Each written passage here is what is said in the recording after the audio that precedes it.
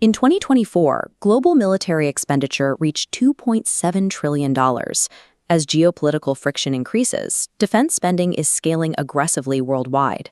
India sits in a precarious position within this global landscape. Excluding Ukraine, which is actively at war, India is the world's largest arms importer, accounting for 8.3% of the entire global share. Relying on foreign suppliers like Russia, France, and Israel for mission-critical national security equipment creates an immediate supply chain vulnerability. A disruption in a foreign factory directly impacts Indian border readiness. To eliminate this vulnerability, the Indian government initiated an aggressive structural pivot. Through the Defense Acquisition Procedure of 2020 and a series of positive indigenization lists, the military is legally restricted from importing specific equipment after designated cutoff dates. Indian manufacturers must either build these items from scratch or acquire licenses to produce them locally, with mandates requiring over 50% local content. The financial target stemming from these policies is exact. The government wants to double domestic defense production from 1.5 lakh crore today to 3 lakh crore by 2029. The recent surge in Indian defense equities reflects a structural import substitution mandate rather than a natural market evolution. Evaluating this growth requires a specific analytical framework. To analyze a defense company, you must map its exact position within the physical production supply chain. You have to know what they actually build. The INS Vikrant represents a complete platform. In the defense hierarchy, a platform coordinates an entire ecosystem of specialized manufacturers.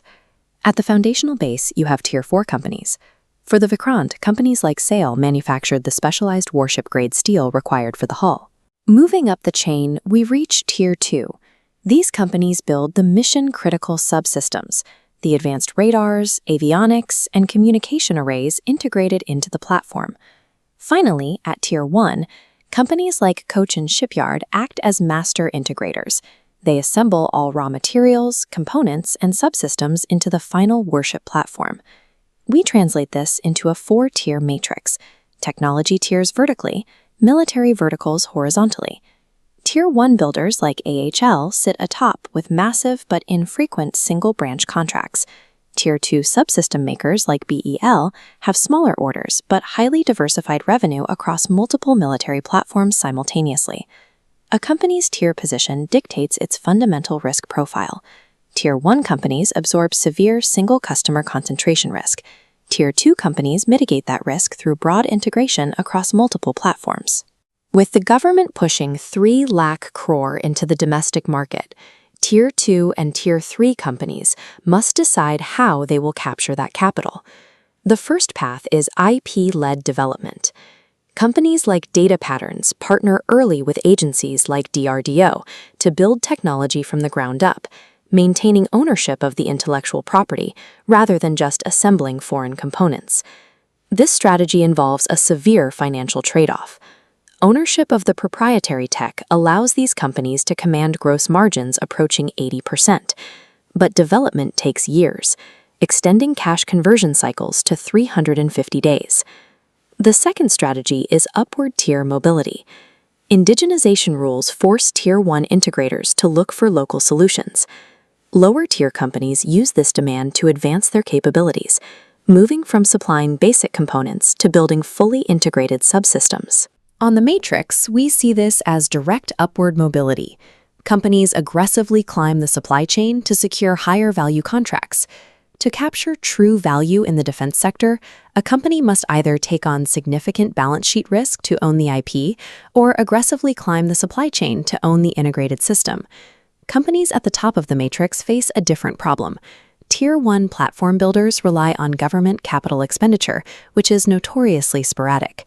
Manufacturing revenue can flatline for years between major procurement cycles.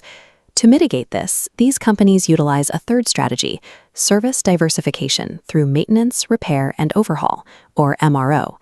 Once a platform like this fighter jet is deployed, it requires decades of specialized, legally mandated upkeep. HAL's business model is anchored by this requirement. This chart shows the financial impact. Today, 70% of HAL's revenue comes from MRO. As the captive service fleet grows, it directly drives overall profitability. This scales across verticals. Cochin Shipyard also derives roughly 62% of its profits entirely from MRO. MRO is a high-margin shock absorber. It transforms unpredictable manufacturing spikes into a stable, recurring revenue baseline. The final strategic imperative involves escaping the monopsony risk of the Indian military. If the domestic budget contracts, companies must have alternative revenue streams. The fourth strategy is focusing on exports. India's defense exports have increased 34 times over the last decade, growing from 600 crore to 23,000 crore. To evaluate export quality, investors must separate build-to-print contracts from build-to-spec contracts. In a build-to-print deal, the foreign buyer provides the design, and the Indian company merely handles basic assembly. The margin disparity is significant. Build-to-print yields margins of just 8 to 10%. However, exporting proprietary build-to-spec technology allows companies to command margins between 40 and 45%. Strategy 5 is non-defense diversification. Companies repurpose their high-tech capabilities for civilian markets to hedge against military spending cuts. Solar Industries uses its explosives technology for mining, reducing its defense revenue exposure to just 20%. Similarly, BEL manufactures electronic voting machines and medical electronics alongside its military contracts. The most resilient companies are those whose core technologies allow them to pivot into international markets or civilian sectors when domestic defense budgets contract. Evaluating a defense contractor requires looking beyond total addressable market projections. You must map how they actually generate and protect their cash. We can distill this into a 3-step heuristic. Step 1. Map the company on the 4-tier matrix to determine its baseline customer concentration and bargaining power. Step 2. Identify the primary margin protector. Is the company absorbing cash cycle risk for IP development or stabilizing revenue through MRO? Step 3. Evaluate the external hedges. Is the export order book filled with low-margin build-to-print contracts or high-margin build-to-spec capabilities? The government's 3 lakh crore production target is a massive opportunity, but the distribution of that wealth will be unequal.